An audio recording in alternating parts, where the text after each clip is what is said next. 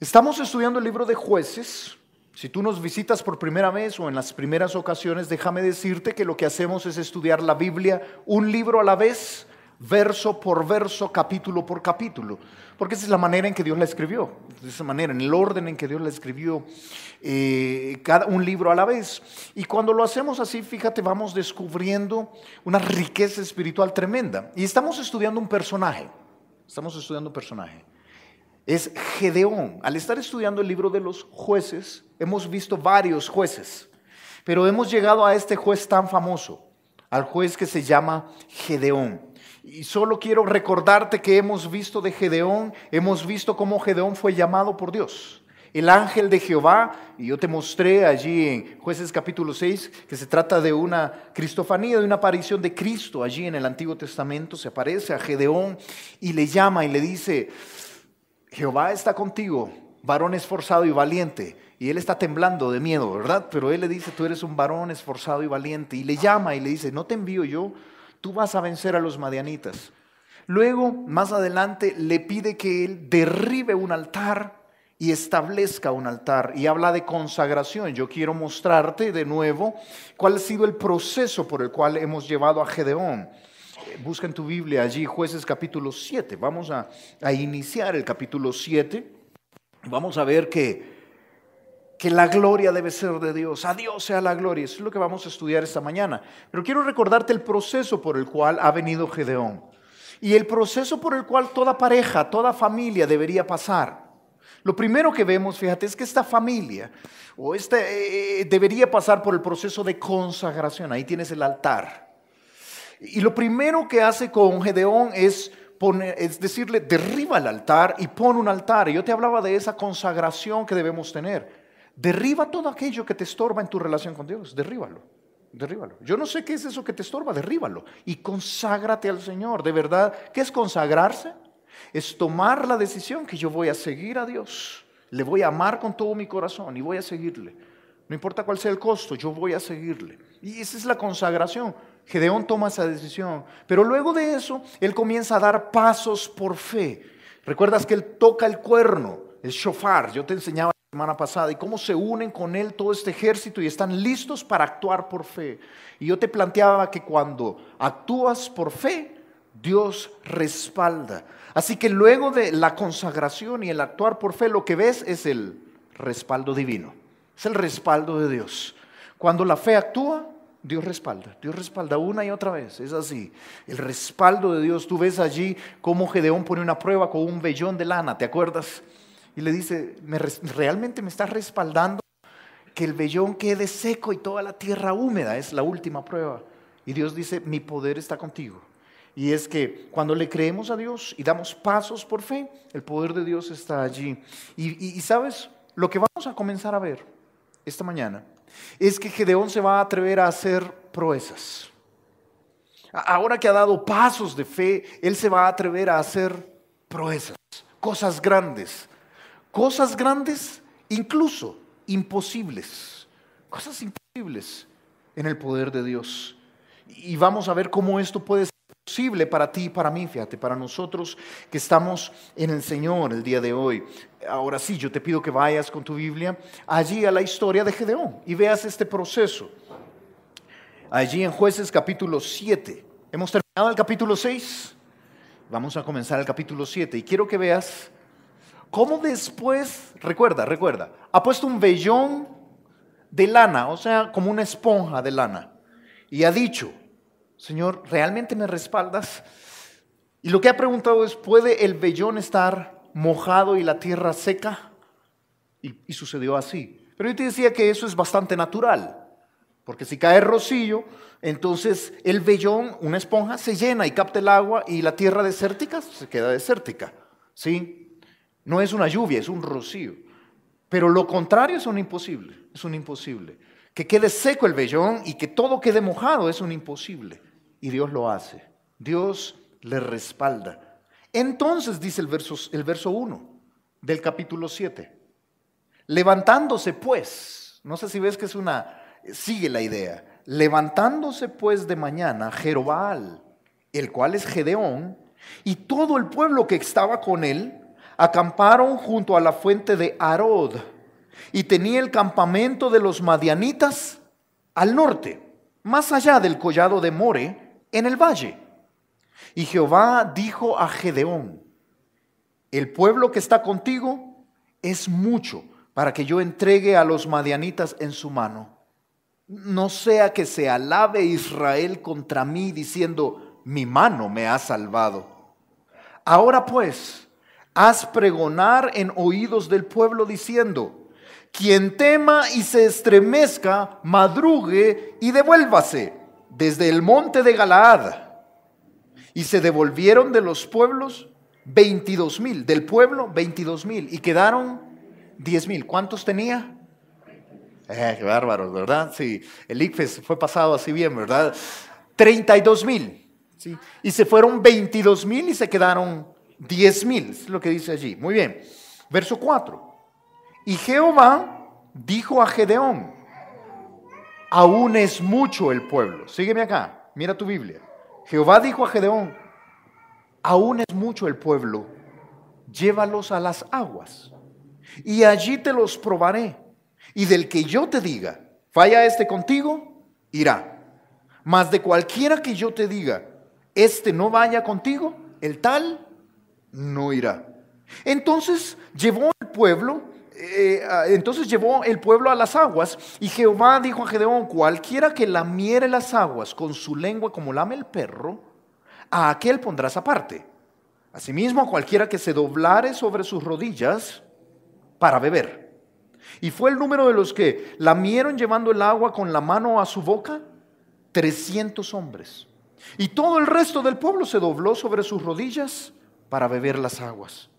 Entonces Jehová dijo a Gedeón: con estos 300 hombres que lamieron el agua, os salvaré, y entregaré a los madianitas en tus manos.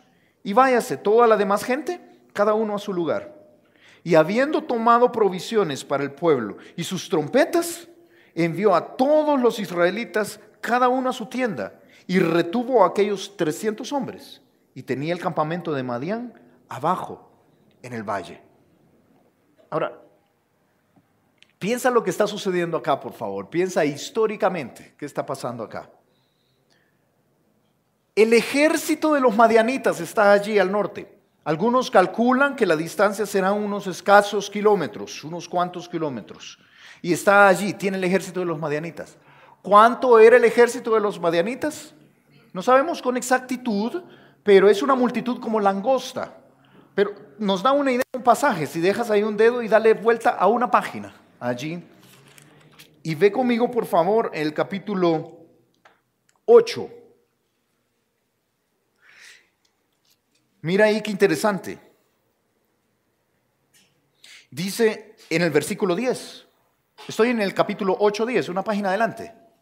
Dice: y Seba y Salmuna, todo eso lo vamos a estudiar, por supuesto. Y Seba y Salmuna estaban en Carcor, y con ellos su ejército, como de ¿cuánto? 15,000 hombres, solo con ellos. Todos los que habían quedado de todo el ejército de los hijos del oriente, pues habían caído, ¿cuántos? 120,000 hombres que sacaban espada. ¿Cuánto suma? 135,000 hombres, pero estos solo son los hijos del oriente. Se habían unido los madianitas, los amalecitas y los hijos del oriente. Son más de 135,000 hombres por lo menos. Okay. Dato histórico. ¿Por qué esto es importante, hermano? Porque Gedeón tiene ¿cuántos hombres?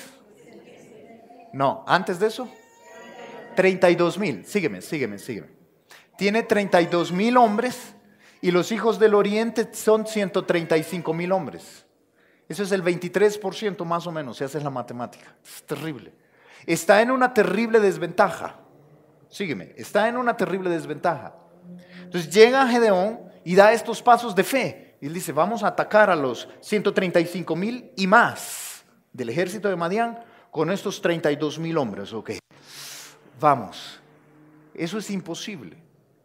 Quiero que entiendas que en el tipo de guerra que se hacía en ese tiempo antiguo es imposible, es hombre contra hombre, ese es el tipo de guerra que se hacía. Y entonces lo tienes ahí y dice: vamos a ganar. Ya eso requiere fe. Y viene Dios y le dice: es mucho el pueblo, Mucha gente hay aquí. Necesitamos hacerlo con menos. Y se lo mengua en 70% y le deja 10,000 hombres. Sígueme. ¿Entiendes lo que está sucediendo históricamente? Y Gedeón está ahí con 10,000 hombres ahora, con 135,000. Ellos no han menguado. Y están ahí como, ok, bueno, hagámoslo, pues. Va a estar más difícil, pero... Y viene Dios y le vuelve a decir, mucha gente. Mucha gente. Hay mucha gente acá. Necesitamos menguarlo. Y se lo reduce a menos del 1%. 99% despachado. Váyase, que le vaya bien. Y se queda con 300, ahí sí. 300 contra 135,000 y más hombres. 300 contra 135,000 y más hombres. Ok, fíjate. ¿Qué nos enseña esto? Yo te hago una pregunta en el texto, lo acabamos de leer. Te hago una pregunta. ¿Por qué Dios le menguó el ejército? ¿Por qué lo hizo? Ok, eso que acaban de decir. ¿Dónde está eso? Está allí en el verso 2. Quiero que entiendas lo que Dios ha hecho, pero el por qué. Dios le dice por qué. En verso 2. Jehová dijo a Gedeón, el pueblo que está contigo es mucho para que yo entregue a los madianitas en su mano. No sea que se alabe Israel contra mí, diciendo, mi mano me ha salvado. Qué bárbaros nosotros, somos estrategas. Con 32,000 le ganamos a 135,000. Somos increíbles. Y Dios dice, no. Eso va a suceder y eso es contra mí. ¿Sabes? El pasaje está acá para enseñarnos, el pasaje no está aquí para enseñarnos esos 300 valientes, no, los 300 ni tienen mayor relevancia, para serte honesto. El pasaje está acá para enseñarnos que la gloria de Dios es prioritaria. Quiero que entiendas que en la vida de Gedeón, lo que Dios está enseñándole a Gedeón es, Gedeón, mi gloria es preponderante. Preponderante es que tiene más ponderancia, es que tiene más peso, es que tiene más crédito. Mi gloria, Gedeón, es preponderante. Yo debo ser glorificado.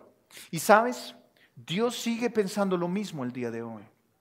Creo que se nos ha enseñado mucho. De alguna manera, la religión, cualquiera que tú tomes, cualquier iglesia que tú tomes, y de alguna manera la forma lógica nuestra de pensar se nos ha enseñado que Dios está a nuestro servicio, que Dios está allí para bendecirnos.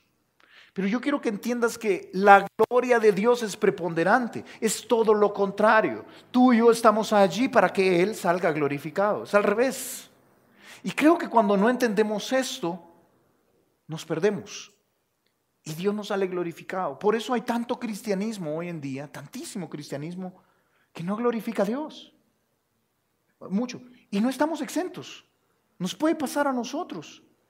Y de repente decir nosotros mismos, mi mano me ha salvado. Qué bárbaro nosotros. Nosotros sí vivimos en santidad, no como esos pecadores. No, nosotros somos. Y creo que nos podemos perder en que Dios sea glorificado es preponderante. Es más importante. Es tan importante, fíjate, que lo primero que vemos, quiero recordarte nada más dónde está. Lo primero que vemos es dónde está. ¿Recuerdas? Este es Israel. ¿Sí? Es la Tierra Santa. Y es en esta zona que se está dando. Solo quiero recordarte que aquí es donde está sucediendo todo. Si acercamos ahí un poquito el mapa, ¿recuerdas? Solo quiero que recuerdes este nombre, Megido. ¿Ves acá? Es el valle donde está, el valle de Megido o el valle de Jezreel, es un valle muy importante. Y es en ese valle que se está dando esta batalla. Ahí está Gedeón en ese valle viendo a esos 135,000 y más soldados allí. Y Dios le dice, tienes mucho pueblo. Imagínate la lógica de Gedeón. No, tengo muy poquito. Creo que te has confundido. O sea, tengo 32,000 y allí abajo ni los logro contar, son como langostas, pero yo calculo, de ver el tamaño de mi multitud, lo multiplico por unas 5 o 6 veces y veo que tienen casi 200,000, Señor. No, no, es mucho el pueblo que está contigo. No, no, no. Creo que no nos estamos comunicando. Es muy poquito. El desafío es grande allí en el valle de Megido, en el valle de Jezreel. Pero Dios dice, no, es que no has entendido. Con este número de personas, yo te voy a dar la victoria, pero con este número de personas, ustedes van a creer que ustedes mismos se han salvado. Es mucho el pueblo que está contigo. Sabes, cuando Dios se glorifica, cuando Dios se lleva la gloria, Él permitirá situaciones que desafíen tu fe. Dios se merece la gloria y por eso Él va a permitir situaciones en tu vida que van a desafiar tu fe. Si alguien te planteó que seguir a Jesús es un camino de rosas, precioso, lindo, es cierto en parte, pero por otra parte será un desafío constante a tu fe. Eso es así. ¿Sabes por qué? Dios te va a poner en una situación donde estás en el valle de Megido, estás en el valle de Jezreel, estás viendo y tú dices, Señor, no se puede. Y Dios va a decir, correcto, solo yo puedo, ¿verdad, hijo? Sí, Señor, solo tú puedes. Y Él se lleva la gloria. ¿Entiendes esto? Dios va a ponerte en situaciones, va a permitir situaciones en tu vida que van a desafiar tu fe. ¿Sabes qué estoy hablando? Estoy hablando de esos imposibles. ¿Qué es lo primero? Hay dos filtros que hace Dios con el pueblo. Dos filtros, ¿te acuerdas? ¿Cuántos se van primero? ¿Cuánta gente se va primero? 22,000. ¿Y cuántos se van después? 9,700. ¿Sí? Quedan 300. De los 10,000 que quedaron, de los 10 que yo tenía, uno se cayó en la nieve, ¿verdad? Solo me quedaron 9, ¿te acuerdas? Ok. Entonces de 10,000 que tenía, quedaron 300, entonces se fueron 9,700 se fueron. Son dos limpias que hace Dios ahí. ¿Cómo hace la primera limpia? ¿Cómo hace la primera escogitación? Bueno, mira cómo dice allí el texto. Dice en el versículo 3, luego que le ha dicho Dios, hey, es mucho el pueblo, se van a llevar la gloria, yo tengo que llevarme la gloria, dice Dios. Verso 3, ahora pues, haz pregonar en oídos del pueblo diciendo, quien tema y se estremezca, madrugue y váyase. Eso es lo que dice. Madrugue, o sea, tempranito por favor, madrugue y devuélvase. Y quedaron ahí 10,000, se fueron 22,000 y quedaron 10,000. El primer filtro, ¿sabes? Lo primero que Dios hace es citar la Biblia. Viene Gedeón y lo que hace es citar la Biblia. De verdad, sí. Cuando dice cualquiera que tema o se estremezca, era el mandato que ya estaba en Deuteronomio capítulo 20. Ya Dios había dicho que eso se tenía que hacer con el ejército. Mira cómo lo dice allí la ley. Dice, cuando salgas a la guerra, Dios había regulado que había que hacer cuando Israel iba a ir a la guerra. Entonces les dice, cuando salgas a la guerra contra tus enemigos, si vieres caballo y carros y un pueblo más grande que tú, eso es lo que estaban viendo, ¿estás de acuerdo? Un pueblo grande, más grande que tú, ¿qué dice? No tengas temor de ellos porque ustedes son mejores. No, porque Jehová tu Dios está contigo, el cual te sacó de la tierra de Egipto. ¿Sabes? Escúchame. La fe es contraria al temor. La fe es contraria al temor. Cuando tú tienes fe y tú le crees a Dios, Dios quita ese temor y te atreves. Te atreves a creerle, te atreves a actuar de acuerdo a lo que Él establezca. La fe es contraria al temor. Por eso dice, no tengas temor de ellos. Señor, pero son 135,000, si no tengas temor de ellos. Créeme, yo estoy contigo. Y luego dice que mira lo que dice, los generales o los oficiales, mira lo que tenían que hacer. En el mismo capítulo, en el capítulo 20, les dice, no tengan temor. Y luego tenían que llegar los oficiales. Imagínate este cuadro. Está el ejército ahí. Imagínatelo. Todos ahí en filas. Y dice que volverán los oficiales a hablar al pueblo. Y dirán, ¿quién es hombre medroso y pusilánime? Vaya y vuélvase a su casa. Y no apoque el corazón de sus hermanos como el corazón suyo. ¿Sabes qué hacían? Llegaban y todos así, ¿verdad? Y al que veían temblando, no sé, ¿verdad? Estaban ahí todos en fila y de repente llegaban los oficiales y decían, ¿quién es hombre medroso y pusilánime acá? No son palabras que usamos, ¿verdad? Tú eres un pusilánime, ¿no? No usamos esas palabras, ¿verdad? Medroso significa temeroso, es un sinónimo. Y escucha, pusilánime es aquel que no se atreve a hacer cosas grandes. Eso es un pusilánime. Y entonces llegan los oficiales y dice, ¿quién tiene miedo acá? ¿Y quién no se atreve a hacer cosas grandes? Y levantaban la mano así, ¿verdad? Algunos. Yo. Vuélvase a su casa. Porque el temor es contagioso. El temor es contagioso, es lo que dice. Y no apoque el corazón de sus hermanos como el corazón suyo. El temor es contagioso. Váyase, mejor váyase. Es más dañino no actuar por fe.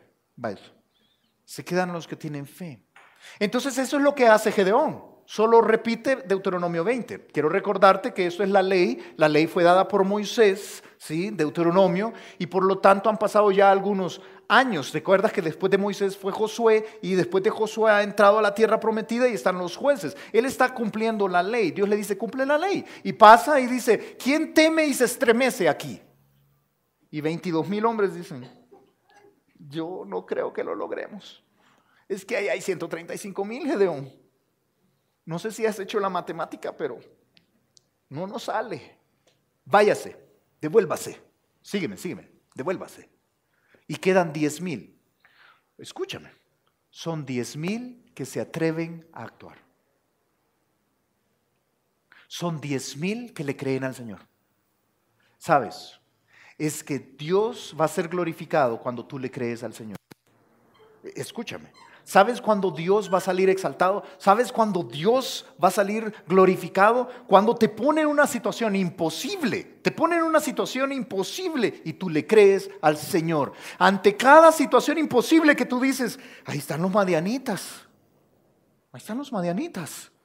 Te puedes imaginar, eso se ha de haber hecho una frase, ¿verdad? Entre los israelitas. Ahí están los madianitas. Los salvadoreños tenemos nuestra propia frase, ¿verdad? Los que estamos acá. Ahí vienen los húngaros. Porque los húngaros en un mundial de fútbol, en el único que hemos ido, nos metieron 10 goles o 11. ¿Cuántos fueron? 10 goles, ¿verdad? A la selección de fútbol. Entonces quedó la tradición, hoy ya en los millennials ya no, ¿verdad? Olvidamos esas cosas terribles del pasado. Pero los húngaros nos metieron 10 goles, entonces ahí vienen los húngaros. Así han de haber dicho ellos, ¿verdad? Ahí vienen los madianitas. Ahí vienen los madianitas. Ahí están los madianitas. La situación es compleja, es terrible. Dios va a permitir ponerte frente a los húngaros, perdón, sobre los madianitas, ¿verdad? Dios va a permitirte ponerte enfrente de los madianitas en situaciones imposibles que tú dices, no, Señor, no se puede.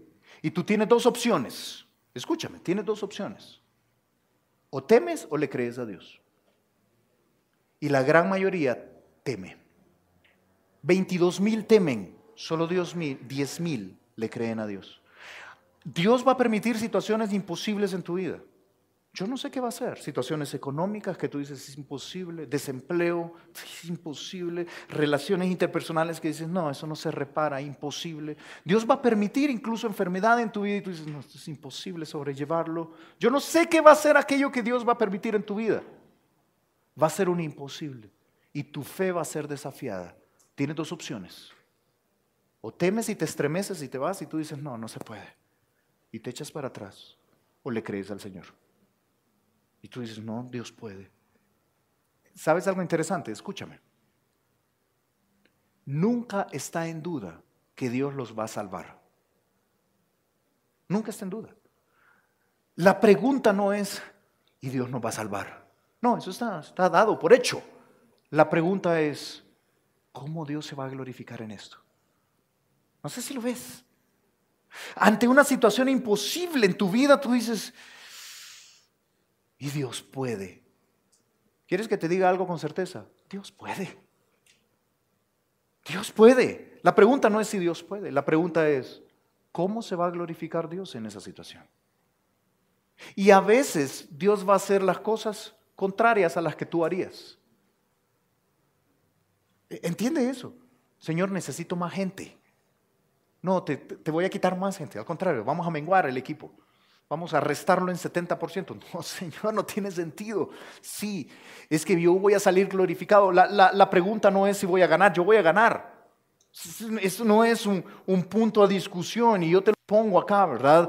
Dios se glorificará en nuestros momentos imposibles que desafían nuestra fe. Hermano, no le tengas miedo a esos momentos imposibles. Y te lo digo con el corazón abierto. Dios se glorifica en mis momentos imposibles. Yo he podido ver momentos del cáncer de mi hija, la muerte de mi hermano, y he podido ver momentos imposibles que tú dices, no, esto no va a salir adelante. Pero tienes dos opciones.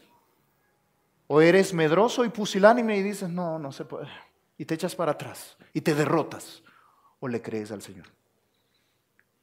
Y si tú decides creerle al Señor, Dios se glorifica. Dios sale exaltado. La gloria de Dios se manifiesta. Mira, el temor y la fe son contrarios. Palabras como las que dijo el Señor Jesucristo, mira, allí en el libro de Marcos. En Marcos capítulo 4. Es muy interesante lo que está sucediendo. Están en una tormenta. ¿Te acuerdas de ese pasaje? Está en una tormenta, está en la barca y está en la gran tormenta y Jesús está dormido. ¿Te puedes imaginar lo que es eso? Jesús está dormido. Y entonces vienen los discípulos y están, nos vamos a morir. Y son pescadores, son gente de mar. Pero la tormenta está tan terrible, o sea, saben qué hacer, pero la tormenta está tan terrible que dicen, nos vamos a morir, nos vamos a morir, nos vamos a morir. Nos vamos a morir. Pedro, ¿qué hacemos? No sé, nos vamos a morir. ¿Y usted qué opina, Bartolomé? Nos vamos a morir, nos vamos a morir, vamos a morir. Y Jesús está dormido. Y llegan a despertar a Jesús. ¿No tienes cuidado que perecemos? ¿Qué te pasa? ¿Cómo puedes estar dormido? Y Jesús, esta es la respuesta de Jesús. En la situación imposible, Jesús les dijo, ¿por qué estáis así miedosos? ¿Por qué estáis así amedrentados? ¿Y sabes la siguiente pregunta? ¿Por qué no tienen fe? ¿Por qué no tenéis fe? ¿Por qué no me creen? ¿Sabes que eso es tan práctico para nuestra vida? Porque Dios va a permitir esa tormenta, Dios va a permitir a los madianitas enfrente, Dios va a permitir esa situación imposible porque Él quiere glorificarse y va a desafiar tu fe. Y ahí tú vas a tener que decidir, ¿le creo o no le creo? ¿Le creo o no le creo? Y la pregunta de Dios es, ¿por qué tienes miedo? ¿Por qué no tienes fe? ¿Por qué no tienes fe? ¡Qué desafío! Hay otro pasaje también, el Señor Jesús, allí mira en Lucas 8, otra historia interesante. Viene un hombre que tiene a su hija que está a punto de morir y está tratando de alcanzar a Jesús para que haga algo al respecto. Y viene la gente y le dice, ya se murió. Tu hija ya se murió, deja de molestar al maestro. Y mira lo que dijo Jesús, oyéndolo, Jesús le respondió, ¿qué le dijo? No temas, cree solamente. Hermano, ¿por qué? Fíjate, no temas, porque la fe es contraria al temor. Cree solamente. Yo no sé cuál es la situación compleja que estás viviendo. O no sé cuál sea tu imposible que vas a vivir, porque lo vivirás. Si alguien te prometió un camino de rosas que no existe, lo lamento.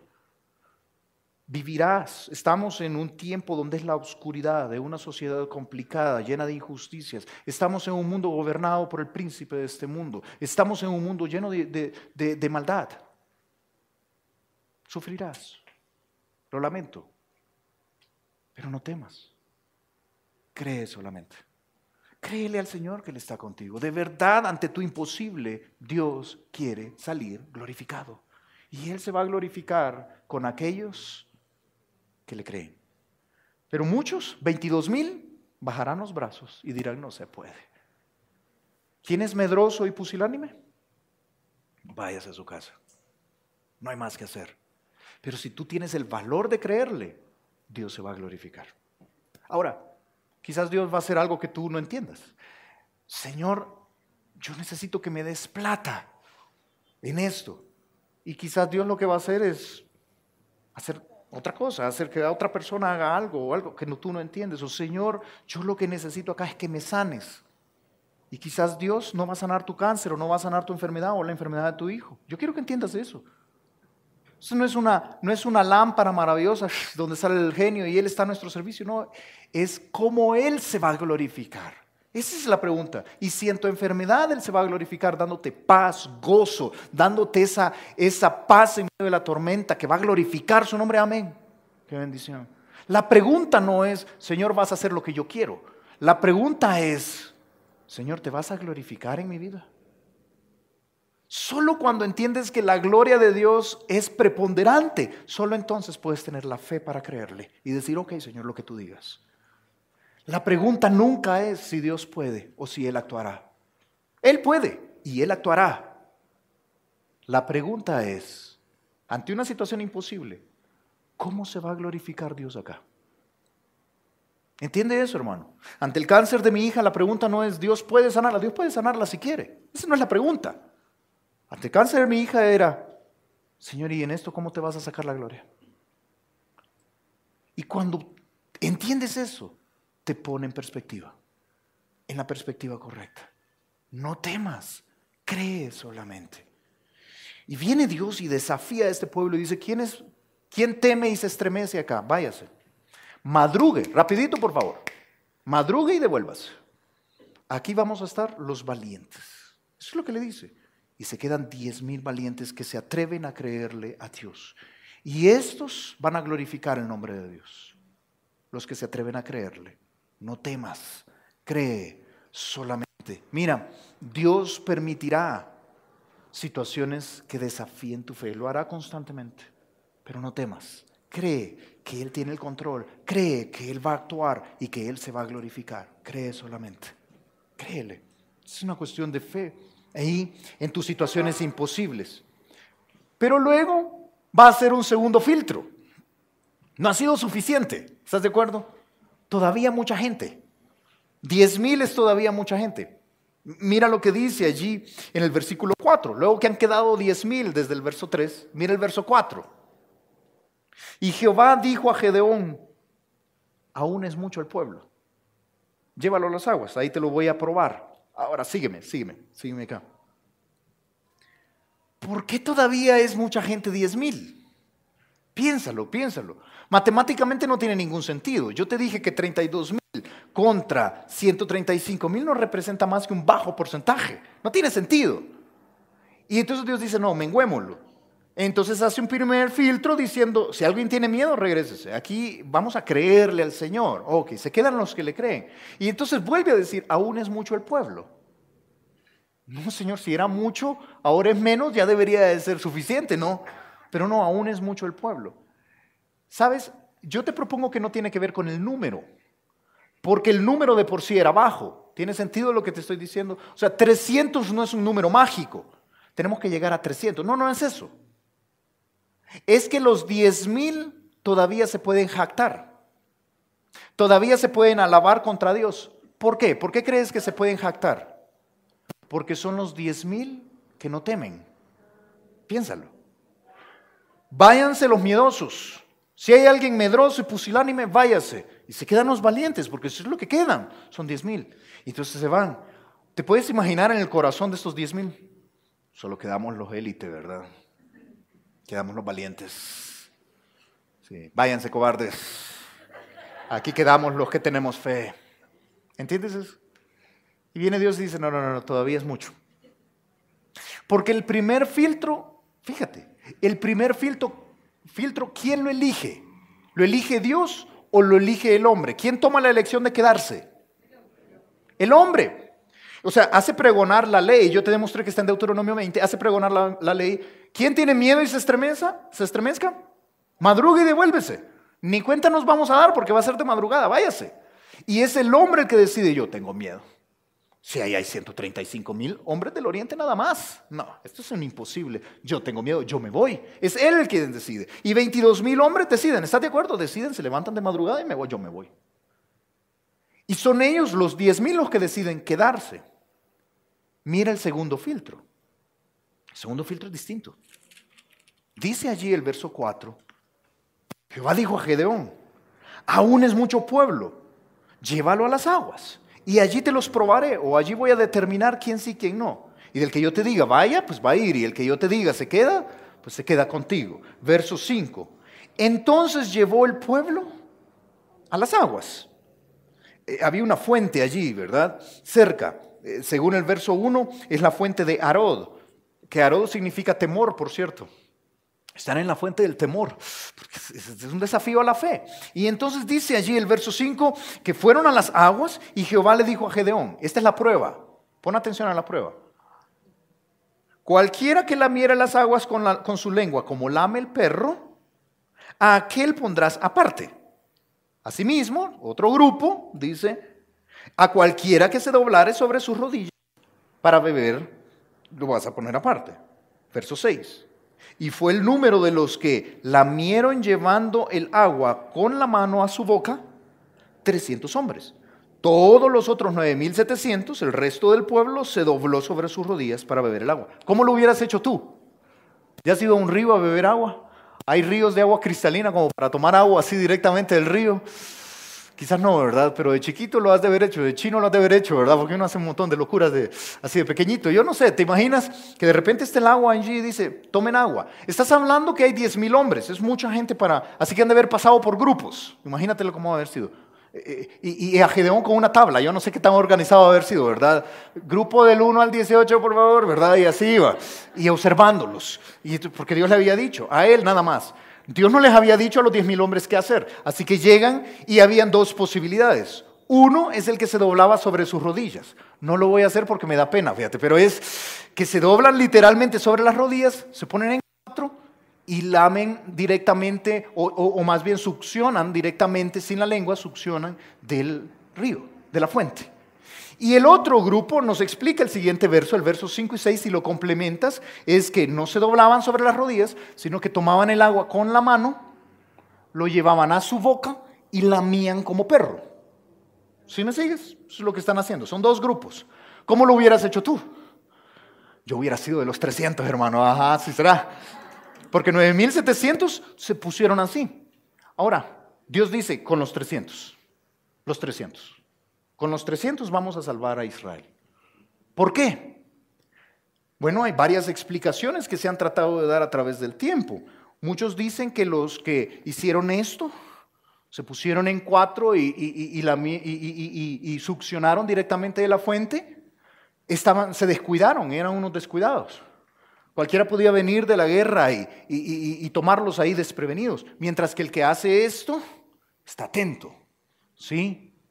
Otros dicen que los que hicieron esto estaban con su mirada puesta en Gedeón. ¿Sabes qué dice el texto? Nada de eso. No dice nada. Son puros inventos. No dice nada. ¿Y entonces qué aprendemos de eso, hermano? Que Dios mengua y quita 9,700 sin ningún mérito. Sin ningún mérito. Sí, es que los que llevan el agua así son mejores soldados. No hay ningún mérito. No hay ningún mérito. ¿Sabes qué es lo que aprendemos acá? Quiero que entiendas esto. ¿Sabes cuándo Dios se glorifica? Cuando Él elimina toda posibilidad de mérito propio. Sígueme. No hay ningún mérito. No hay mejores soldados y peores soldados. Yo quiero que entiendas que los 9,700 que se fueron, recuerda, los 9,700 que se fueron habían decidido pelear. No son medrosos y pusilánimes.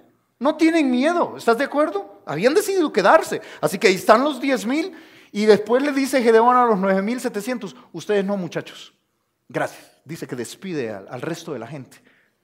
Y los 9,700 yo me los imagino como, pero yo estaba listo. O sea, y que fulano es mejor que yo. No, es que él lamió el agua como perro. Me hubieran dicho, yo lo hubiera lamido como perro. Yo estaba listo para ir, no sé si ves. Pero no hay ningún mérito propio. ¿Sabes por qué? Porque cuando Dios se glorifica, cuando Dios si tú estás viviendo una época donde tú estás dando pasos de fe, estás viendo el resultado en tu familia, estás viendo el resultado a tu alrededor, recuerda, no es por ti, es porque Dios así lo ha querido. Es por la gracia de Dios, es por el poder de Dios. Y Dios tiene que menguar a estos 10,000 y decir, déjame 300. Yo quiero que entiendas que para Dios, como nos enseñó Jonatán, hijo del rey Saúl, allá en 1 Samuel capítulo 14, él dijo esta frase: Quizá haga algo Jehová por nosotros, o sea, quizás Dios nos use, quizás Dios haga algo por medio de nosotros. Pues no es difícil, por cierto, por medio de nosotros es dos, Él y su escudero. Y entonces Él dice, quizás Dios nos use a nosotros dos. Pues no es difícil para Jehová salvar con muchos o con pocos. Es un principio por toda la Biblia. ¿Sabes? Que Dios ha salvado con una multitud, con un ejército. Con Barak y con Débora, capítulos 4 y 5. Fue con un ejército que Dios salvó a Israel. Acá va a ser con 300, pero más adelante vamos a ver que Sansón va a ser solo. Él solo va a liberar a Israel. Puede salvar con uno, con 300 o con miles, con muchos o con pocos. No es ese el punto. Dios no está diciendo, necesito a fulano. No. Dios, ante tu situación imposible, tú vas a venir y le dices, Señor, yo te creo, yo quiero que seas glorificado y vas a tener victoria. Yo quiero que entiendas esto. Vas a vencer tu situación financiera imposible si le crees a Dios y vives sus principios y ordenas tus finanzas. Si tú ordenas tu matrimonio y sigues sus principios, le crees al Señor, vas a tener victoria. Si tú eres diligente y tomas los principios bíblicos de la ética de trabajo cristiana y vives esto en tu trabajo, vas a triunfar. Vas a tener éxito porque has decidido creerle al Señor. No tienes miedo ante tu situación imposible. Le crees al Señor, vas ahí, vas a tener victoria. ¿Y sabes cuál va a ser la tentación? Escúchame. Qué tremendo yo. Qué bárbaro. Es que yo me esforcé. 22,000 cobardes se fueron. No, yo sí. Es que yo me quedé. Es que yo trabajo más que todos. Por eso yo tengo el puesto que tengo. No, es que yo le creo al Señor y por eso yo tengo la familia que tengo. Nunca se te olvide que no es por mérito propio. Nunca. Que es la gracia de Dios y en su gracia cualquier otro pudo haberlo hecho. Pero tú decidiste creerle y es en su poder, en su gracia. No olvides eso. No olvides eso. Nunca es por mérito propio. Siempre es por la gracia de Dios. Dios puede hacerlo con muchos o con poco. Mira este pasaje en Proverbios capítulo 3. ¿Sabes qué me temo? Me temo que los negocios van bien, que el matrimonio va bien, que enfrentaste una situación imposible, le creíste al Señor y la cosa va bien. Dios te sacó y no logramos ver a Dios y decimos, qué suerte, ¿sí? Qué suerte, me salió bien la cosa. No, fue Dios. O tú dices, no, es que me esforcé, yo soy un berraco para trabajar. No, fue Dios. Fue Dios, es la gracia de Dios, es el poder de Dios. Es un principio en Proverbios. Proverbios capítulo 3, en el verso 5 dice, confía en Jehová o fíate de Jehová de todo tu corazón y no te apoyes en tu propia prudencia. Reconócelo en todos tus caminos. ¿Sabes qué está diciendo el proverbista? Está diciendo, búscalo. ¿Dónde está Dios? Esto está saliendo bien, es porque Dios está aquí. Ahí está Dios. Reconócelo en todos tus caminos. Y si tú dices, no, esto no está saliendo bien, reconócelo. ¿Dónde está Dios? ¿Dónde está? Dios va a actuar más adelante. No temas. ¿Me entiendes? Cuando tienes 10,000 hombres valientes, Dios necesita menguar y demostrarte que no eres tú. Es Dios. Es Dios quien te ha dado esos principios. Es Dios quien te ha dado esa victoria. Es Dios. Reconócelo en todos tus caminos y Él enderezará tus veredas. Y luego dice el siguiente verso, no seas sabio en tu propia opinión. Teme a Jehová, apártate del mal, porque será medicina a tu cuerpo y refrigerio a tus huesos. ¿Sabes? ¿Sabes de qué se trata este pasaje? Israel no debe jactarse delante de Jehová. Es que yo soy cosa seria. No debe hacerlo. La gloria de Dios es preponderante. Dios debe brillar. Es el mismo principio para nosotros. Cuidado con jactarse delante de Dios. Si tienes un imposible delante de ti, no temas, cree solamente. Pero Dios te va a dar victoria y cuando te dé victoria, no te jactes. Nunca olvides que fue la gracia y el poder de Dios. Entonces Dios, sin mérito alguno, dice solo estos 300. ¿Sabes? El texto no se orienta a engrandecer a los 300. Los 300 de Gedeón, no. El texto se enfoca en la gloria de Dios. Dios puede con 300. ¿Entiendes la diferencia? 135,000, Dios puede con uno. Voy a ocupar 300. Es que fíjate, la gloria de Dios es preponderante. Dios no se enfoca en, qué bárbaro David. Nada, me saqué la lotería con él. No. Dios dice, en medio de sus defectos, está bien, lo quiero usar. No sé si ves. Sí, voy a usar a fulano, a sutana, está bien. Está bien. Por mi gracia. No por sus méritos, por mi gracia. Yo los voy a usar. Yo voy a darle victoria con estos 300. Mira, es por la gracia de Dios. No es a nosotros la gloria, dijo el salmista en el Salmo 115:1. No a nosotros, oh Jehová, no a nosotros. No a nosotros, no a nosotros, oh Jehová, sino a tu nombre da gloria por tu misericordia y por tu verdad. Podría compartirte pasaje tras pasaje una y otra vez, pero te dejo uno que me ha impactado mucho a través de los años. En Jeremías capítulo 9, en el verso 23 dice, así dijo Jehová, no se alabe el sabio en su sabiduría. No, hermano, es que el matrimonio se lleva con sabiduría y por eso mi matrimonio. No se alabe el sabio en su sabiduría. Ni se alabe en su valentía, se alabe el valiente. Lo que pasa es que yo he sido valiente, hermano. Por eso, no se alabe en eso. Ni el rico se alabe en sus riquezas. No, hermano, es que yo he sabido cómo meter mi plata y he sabido cómo manejar. Yo soy bueno con la plata. Es que yo tengo. ¿Sabes qué dice el Señor? Mas alábese en esto el que se hubiera de alabar. ¿Se quieren alabar en algo? ¿Quieren decir qué tremendo esto que hice? ¿Saben en qué? 2 puntos. ¿En qué? En entenderme y conocerme. En eso nos alabamos. Qué bueno que te conoces, Señor. Qué bueno que te estoy comprendiendo. En eso sí, en eso, a eso le doy prioridad. En entenderme, en conocerme que yo soy Jehová, que hago misericordia, juicio y justicia en la tierra, porque estas cosas quiero, dice Jehová. Mi hermano, cuidado con jactarse. ¿Sabes un verbo interesante en esto de jactarse? O una palabrita allí interesante. Dice el versículo 2. Mira allí. Jehová dijo a Gedeón, el pueblo que está contigo es mucho para que yo entregue a los madianitas en su mano. No sea que se alabe, mira, alabarse, que se alabe Israel, ¿qué dice? Contra mí, diciendo mi mano me ha salvado. Es que sabe, cuando tú y yo nos alabamos a nosotros mismos, es contra Dios. Quiero que entiendas eso. Cuando tú te alabas a ti mismo y dices, no, es que hermano, yo debería escribir un libro, pero no me ha quedado tiempo. Es contra Dios. ¿Tienes un desafío de fe imposible? Créele al Señor. No temas. Cree solamente. Dios te ha dado victorias. No te alabes. Reconócele que Él ha estado allí. Ha sido Él. Un detalle acá. Es por gracia, es la gracia de Dios. Ahora, alguien puede estar pensando, ojalá que no, ¿verdad? Pero alguien acá puede estar pensando, sí, hermano, yo por eso le dejo las cosas en las manos de Dios. Yo no tengo empleo, pero no coloco hojas de vida porque Dios sabe, Dios me lo va a dar. No, eso es ser aragán.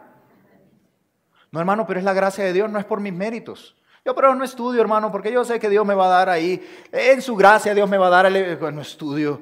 Y si tienes la oportunidad de estudiar, estudia. Eres un aragán. Eso no se trata de eso. Y escucha esto. La gracia de Dios es contraria a nuestros méritos, no a nuestro esfuerzo. Te lo vuelvo a repetir. La gracia de Dios es contraria a nuestros méritos. Yo no lo merezco, pero no es contraria a nuestros esfuerzos. ¿Quieres ver una lección de estos 300? Mira el capítulo 8. Lo vamos a estudiar, por supuesto, más adelante. Verso 4. Una página adelante en tu Biblia. Jóvenes que están acá, a trabajar duro. No hay otra forma. Pero no es por gracia, pues. Claro, porque no te lo mereces. No por otra cosa, no te lo mereces. Pero en su gracia Dios te va a bendecir. Pero si trabajas duro. No sé si ves cómo se complementa una cosa y la otra. Los 300 son elegidos por gracia. Los 300 son elegidos por gracia, no por ningún mérito. No hay mérito en recoger el agua y lamerla como perro. No hay mérito. Pero mira el esfuerzo de los 300, verso 4. 8:4. Y vino Gedeón al Jordán y pasó él y los 300 hombres que traía consigo, cansados, mas todavía persiguiendo. Es que la gracia de Dios no es contraria a esfuerzos. La gracia de Dios es contraria a méritos. No lo merecemos, pero en su gracia Dios nos lo da. Mira, si estás viviendo una época donde ves victorias de parte de Dios, escúchame. Nunca olvides que ha sido por los méritos de Cristo. Nunca olvides que es la gracia de Dios en tu vida. Cuidado con jactarte contra Jehová. Cuidado con alabarte contra Jehová. Mira, este pasaje nos enseña que Dios merece la gloria y Dios se va a glorificar. Pero se va a glorificar, fíjate, permitiendo situaciones complejas en tu vida que desafíen tu fe. Y se va a glorificar cuando tú y yo entendamos que no tenemos méritos propios. Él elimina toda posibilidad de méritos propios. ¿Por qué los 300? ¿Son especiales? No, no son especiales. Ni tú ni yo. Es por su gracia, no por nuestros méritos. ¿Sabes? Hay una historia allí en ese pasaje que tiene citado, Segundo de Crónicas. Búscalo, Segundo de Crónicas, capítulo 26. Está más adelante allí. ¿Sabes? El libro de Jueces señala muchos jueces, algunos buenos y otros malos. Otoniel, por ejemplo, un juez ejemplar, y luego otros no muy buenos. La vida de Sansón es un desorden, Jefté comete muchos errores, Gedeón es temeroso. Vamos a ver lo que más adelante vuelve a tener miedo. Pero sabes que todos los jueces nos señalan a un juez perfecto, a un libertador perfecto. ¿Quién es este libertador perfecto? El Señor Cristo, el Señor Jesús. Todo el libro de Jueces nos señala a Jesús. ¿Sabes que Jesús nos salva cuando nosotros venimos y decimos, Señor, yo te creo a ti, pero no por nuestros méritos? Nos salva por su pura gracia. El máximo juez nos salva y nos da vida eterna, no por nuestros méritos. No, es que yo me lo merezco, yo hago buenas obras y yo, no te lo mereces, ni tú ni yo, somos pecadores. Nos salva por su gracia. Él es el máximo juez y lo mismo sucede acá en Gedeón. Mira qué le pasó a alguien que se la creyó, a alguien que se volvió soberbio. Mira lo que le sucedió en la Biblia a alguien que se alabó a sí mismo. Mira capítulo 26 y mira esos versos, el verso 7 y 8. Estamos hablando de un rey de Judá que se llamaba Usías. Y entonces dice allí en el verso 7, hablando de Usías, Dios le dio ayuda contra los filisteos. Mira qué bonito eso. Viene Dios y lo ayuda contra los filisteos. Y le da victoria. Y contra los árabes que habitaban en Gurbaal. Y contra los amonitas. Tanto que le dieron los amonitas presentes a Usías. Y se divulgó su fama hasta la frontera de Egipto. Porque se había hecho altamente poderoso.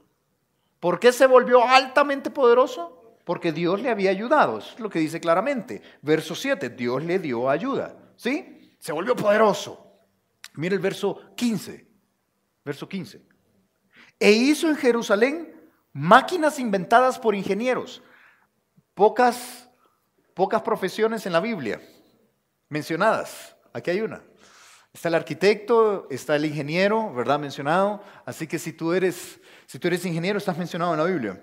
Verso 15. E hizo en Jerusalén máquinas inventadas por ingenieros, para que estuviesen en las torres y en los baluartes.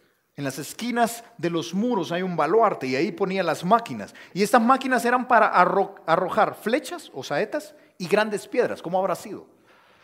Tecnología, ¿verdad? Tremendo. O sea, ponte a pensar en la torre, arriba una máquina y yo no sé, tipo metralleta, ¿verdad? Arrojando saetas y arrojando piedras. Una cosa tremenda. Y entonces dice el verso 15. Y su fama se extendió lejos por todos lados. ¿Por qué? ¿Por qué? Mira ahí la Biblia. Porque fue ayudado maravillosamente. ¿Quién le ayudó? Dios.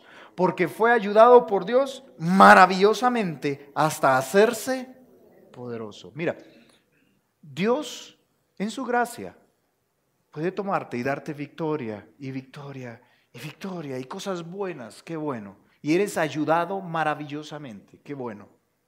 Verso 16.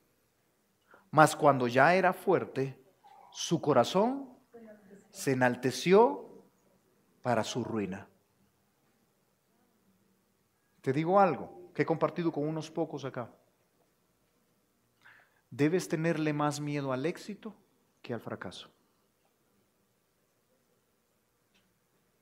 Porque una vez tú tienes ese éxito y eres grande, te está yendo bien, la cosa va bien.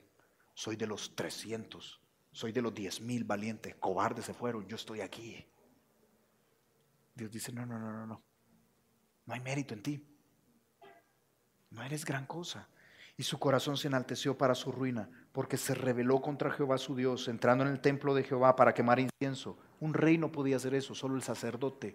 Y él ya se creía que era todo en el altar del incienso.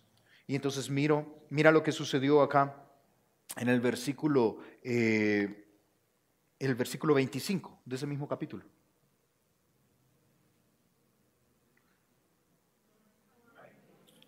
No hay 25, sí, porque estoy en el capítulo 28, quizás por eso. Miren el versículo 21. ¿Están poniendo atención? Qué bueno. Dice, verso 20, el 20, y le miró el sumo sacerdote Azarías, y los dos sacerdotes, dos de los sacerdotes. Y he aquí que la lepra estaba en su frente, o sea, estaba ahí con el incenciario, echando incienso. Y los sacerdotes le dicen, usted no puede, pero yo soy el rey, soy grande. ¿Usted qué me va a decir a mí? ¿Has visto gente así? ¿Cómo usted se atreve a hablarme a mí? Yo estoy por encima. Yo soy estrato 18. Yo no sé. ¿Qué te pasa? O yo sé más que tú. Eso es lo que hace. Y le dice el sacerdote, no, el sacerdote salga. No, esto no lo puede hacer usted. Y de repente le van hallando lepra, inmediatamente ahí, ¡puc! La lepra comienza con puntos blancos, ¡puc! En la frente. Y empiezan los sacerdotes para atrás, ya me imagino, la lepra es contagiosa, ¿no? ¿Y qué tengo en la cara? Un montón de lepra. Y entonces dice allí, y he aquí lepra estaba en su frente, y le hicieron salir apresuradamente de aquel lugar, salga, eso es contagioso. Y él también se dio prisa a salir, porque Jehová lo había herido. Así el rey Usías fue leproso hasta el día de su muerte y habitó leproso en una casa apartada, por lo cual fue excluido de la casa de Jehová. Y Jotam su hijo tuvo cargo de la casa real, gobernando al pueblo de la tierra. Si tú te la crees, te va a dar lepra. No es lo que estoy diciendo, fíjate. Eso es lo que le pasó a Usías, históricamente hablando. Pero sabes que espiritualmente sí. Si tú y yo nos alabamos a nosotros mismos, comenzamos a llenarnos de una vida pecaminosa, comenzamos a enaltecernos, comenzamos a creérnosla delante de Dios y no reconocemos a Jehová en todos nuestros caminos. Cuidado, porque somos desechados de la casa de Jehová. ¿Eso es lo que viste? ¿Viste eso? Allí, lo que le sucedió a Usías, dice, habitó leproso en una casa apartada, por lo cual fue excluido de la casa de Jehová. Ya no hay comunión con Dios, porque Dios resiste a los soberbios. Cuidado. Mira, ¿qué aprendemos de este pasaje en Gedeón? Dios debe ser glorificado. Escúchame, hermano. Es Dios quien debe ser glorificado. La gloria de Dios es preponderante. No tu gloria, la gloria de Dios es preponderante. Dios debe quedar bien, Dios debe ser aplaudido, Dios debe ser exaltado en todo momento. Es Dios, no una iglesia, no tu vida, no mi vida, es Dios. Dios debe ser exaltado. ¿Y cómo Dios va a ser glorificado? Bueno, Él permitirá que tu fe sea desafiada. Él permitirá momentos imposibles que tú digas, no Señor, yo no puedo. Qué bueno, yo voy a ser glorificado. No temas, créele, nada más. Créele, ordena tu vida, créele al Señor. Él va a ser glorificado. Y cuando Él te elija de en medio de los 10,000, te tome y haga algo contigo, no te jactes, porque Él eliminará toda posibilidad de mérito propio. Es por su gracia. Y entonces el nombre de Dios es exaltado. Con esos 300, Gedeón va a pelear contra los madianitas, los amalecitas y los hijos del oriente. Y va a ganar, pero eso lo vamos a ver la próxima semana.